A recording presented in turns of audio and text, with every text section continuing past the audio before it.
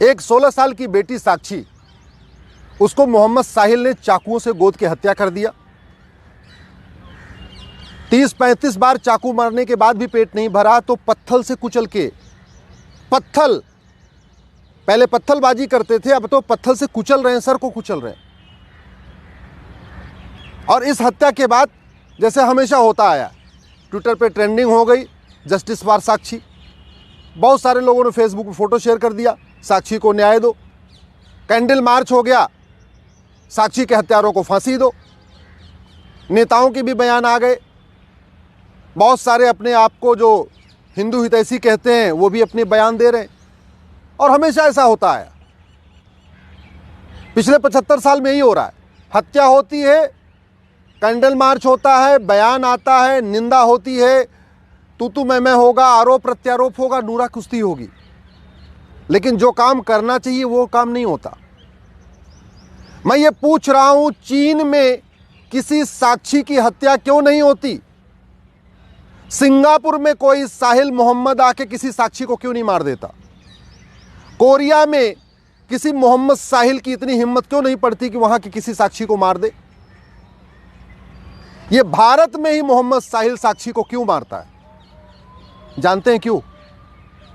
क्योंकि हमारा कानून घटिया है, हमारी शिक्षा व्यवस्था घटिया है। जब तक यह अल्पसंख्यक बहुसंख्यक का खेल खत्म नहीं होगा तब तक मोहम्मद साहिल साक्षी को मारता रहेगा। जब तक इस देश में ये मदरसा मिशनरी स्कूल बंद नहीं होंगे और समान शिक्षा लागू नहीं होगी तब तक मोहम्मद साहिल साक्षी को मारता रहेगा।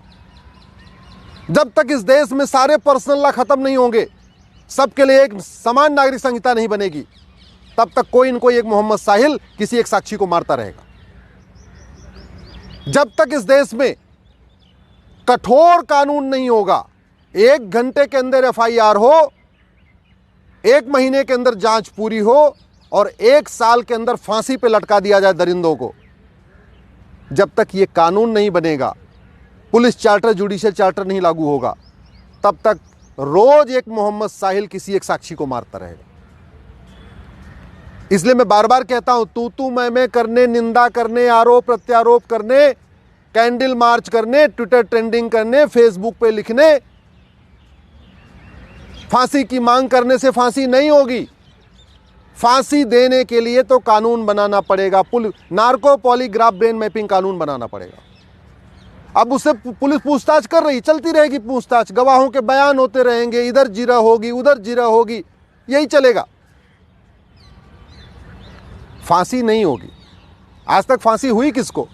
कमलेश तिवारी के हत्यारों को फांसी हो गई क्या? बादल के हत्यारों को फांसी हो गई क्या? डॉक्टर नारंग के हत्यारों को फांसी हो गई? हिना तलरेजा के हत्यारों को फांसी हो गई? अंकित सक्सेना के हत्यारों को फांसी हो गई? कितने हत्यारों को फांसी हुई? इसके बावजूद फांसी मांग करते रहते। अरे भैया, फांसी की मांग करने से फांसी होनी होती तो अब तक 1000-2000 को फांसी हो गई होती, किसी को नहीं हुई। और कोई ऐसा दिन नहीं गुजरता जब भारत में कहीं न कहीं एक जगह किसी न किसी साक्षी को या तो लफ्ज़हात में नहीं फंसा लिया जाता, और नहीं अगर फंसती है तो मार नहीं दिया जाता। देखते देखते अफगानिस्तान में खत्म हो गए, पाकिस्तान में खत्म हो गए, बांग्लादेश में खत्म हो गए, हिंदुस्तान के 9 राज्यों में खत्म हो गए। भारत के 200 जिलों से पलायन हो रहा है। इसके बावजूद भी अभी जो काम होना चाहिए उसकी मांग करते ही नहीं। टीवी में डिबेट होती है लेकिन जिहाद का समाधान क्या, उस पर चर्चा ही नहीं होती। पुलिस रिफॉर्म, जुडिशियल रिफॉर्म करना पड़ेगा जिहाद को रोकना है तो। ये जो विशेष कानून, विशेष दर्जा, विशेष योजना, विशेष जो स्पेशल स्टेटस है, इसको खत्म करना पड़ेगा। ये अल्पसंख्यक बहुसंख्यक का कॉन्सेप्ट खत्म करना पड़ेगा, माइनॉरिटी मेजॉरिटी का कॉन्सेप्ट खत्म करना पड़ेगा। मदरसा मिशनरी स्कूल बंद करना पड़ेगा, गुरुकुल शिक्षा लागू करनी पड़ेगी, वैदिक शिक्षा लागू करनी पड़ेगी, जिससे क्या खाना है क्या नहीं खाना, क्या पढ़ना क्या नहीं पढ़ना, क्या देखना क्या नहीं देखना, क्या सुनना है क्या नहीं सुनना, इस चीज का भाव बच्चे में बचपन में डालना पड़ेगा। ये पर्सनल लॉ खत्म करके समान नागरिक संहिता लागू करना पड़ेगा, तब जाके सबके बीच में प्रेम बढ़ेगा, तब जाके साक्षी बचेगी। ऐसे नहीं बचेगी बतौलेबाजी करने से, भाषणबाजी करने से। घुसपैठियों के खिलाफ फांसी देने का कानून बनाना पड़ेगा, जिहादियों को फांसी देने का कानून बनाना पड़ेगा। और न्यायिक व्यवस्था ठीक हो, न्यायिक व्यवस्था 1 साल के अंदर सजा होना शुरू हो जाए, इसके लिए जुडिशियल चार्टर लागू करना पड़ेगा। मेरा आप लोगों से हाथ जोड़ के निवेदन है, इस वीडियो को घर घर पहुंचाइए, अधिक से अधिक शेयर करिए। बहुत हो गया तू मैं, बहुत हो गया नूरा कुश्ती, बहुत हो गया आरोप प्रत्यारोप। इससे कुछ नहीं होने वाला, न जिहाद रुकेगा, न मजहबी उन्माद रुकेगा, न साक्षी बचेगी। देश को बचाना है, सनातन संस्कृति को बचाना है तो कानून बनाना पड़ेगा। Police reform, judicial reform, election reform करना पड़ेगा, एजुकेशन रिफॉर्म करना पड़ेगा। इसलिए मेरा आपसे निवेदन है, इस वीडियो को अधिक से अधिक लोगों तक पहुंचाइए।